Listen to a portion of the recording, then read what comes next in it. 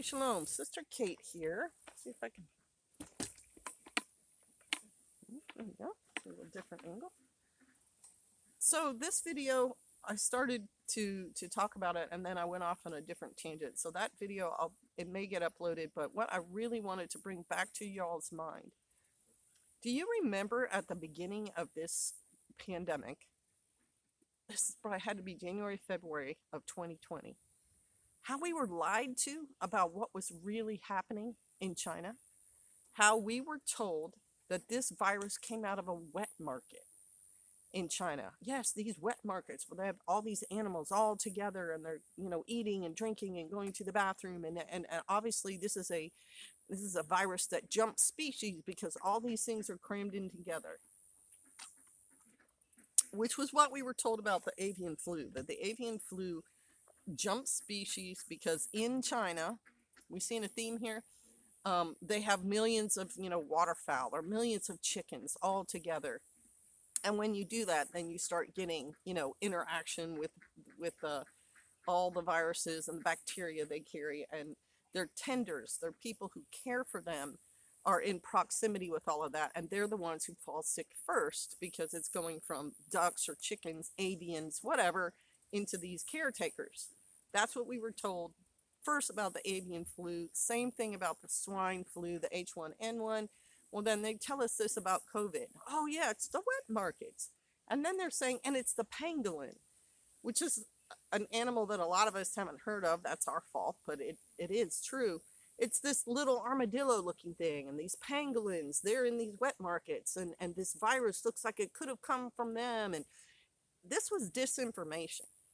This was us being lied to about what was really going on over there in China, and our politicians who are in China's pocket, like the Clintons, like our liberals, Harvard Community Health, $1 billion part of Harvard, they have a whole wing of it, is funded by China.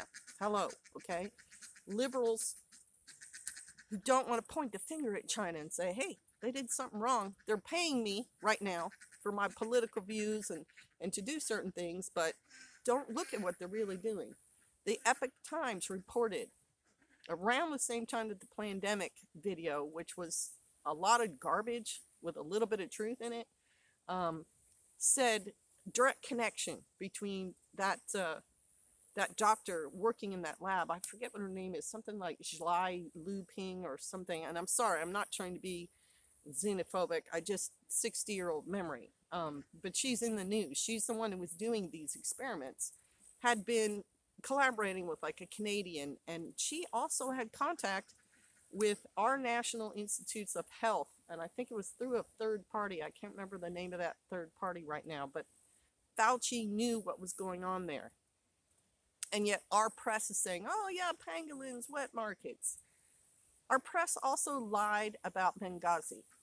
I don't know if y'all remember this or not, but the supposed riot that went on over there in Africa started with a cartoon, an anti-Muslim cartoon, and that's why, I forget which country that's in, Somalia, Zimbabwe. Again, faulty memory, sorry y'all. That riot that ended up with the death of an American ambassador, and not just a death. Ambassador Stevens was not just killed. His body was mutilated and paraded around in the streets. And I had someone online on Twitter telling me, oh yeah, well, Ambassador Stevens turned down extra security in the weeks before the event. Some of the time, yeah, he had. And it was also the bureaucracy of what he had to ask and who was in charge of the State Department, Hillary Clinton, and paperwork, and State Department has a diplomatic corps that maybe is going to do the security, but the American military, Marines guard every embassy, y'all. There's a mix up there. But near the end, as things heated up, he was asking for more help and not getting it and being denied it. And there were military units in that area who were saying, we're close, we'll go help out. And they were denied. And so these 4 or 5 special operators that are on the ground there said, no, we'll go over there, we'll help take care of that. and they got killed for doing it. And our embassy was taken over, and we were lied to. It all supposedly started with this cartoon somewhere and these riots, and that was found out to be flat out disinformation, and that was being put out by Obama, then President Obama, and Hillary Clinton, who was the Secretary of State. They were spreading these lies. So you have to look at how this disinformation is put out there and to use your power of reasoning to say that's garbage. That's garbage right there.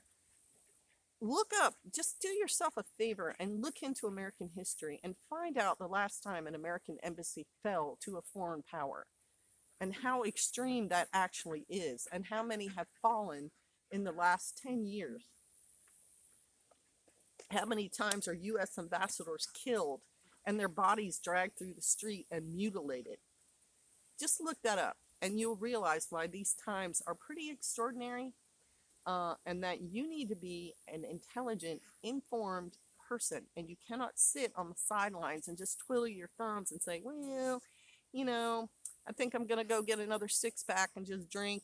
I don't really care what's going on here, or why do I have to work to feed my family? I'm just going to sit on my front porch and watch the scenery or whatever. You should be actively engaged as an American citizen in what is happening in our country and in the world right now so that you can make intelligent decisions for yourself. That's what I'm pushing. I'm not pushing, people's revolution. Not going to happen. But for you to make smart decisions about what's upcoming and be ready for them, and don't be surprised, and don't be like, what just happened to me? I don't even know, and now I'm in a horrible situation. That's what motivates me. You all and your welfare and your families. All right, y'all. I got to get back to it. Bless you. Shalom.